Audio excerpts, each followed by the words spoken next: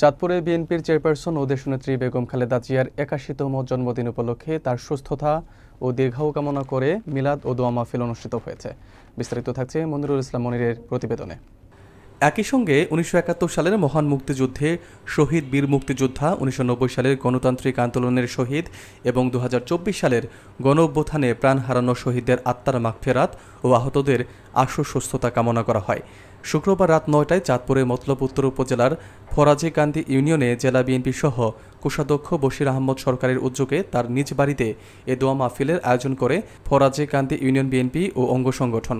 অনুষ্ঠানে প্রধান অতিথির বক্তব্য দেন জেলা বিএনপির যুগ্ম সাধারণ সম্পাদক ও চাঁদপুর ২ আসনের বিএনপির মনোনয়ন প্রত্যাশী তানভীর হুদা।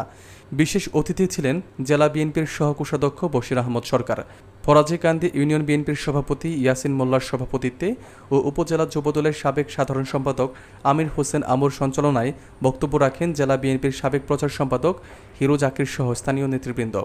এছাড়া ফরাজীকান্দি ইউনিয়নের প্রতিটি মসজিদে বাদ-জুমা, মিলাদ ও দোয়া মাহফিল অনুষ্ঠিত হয়।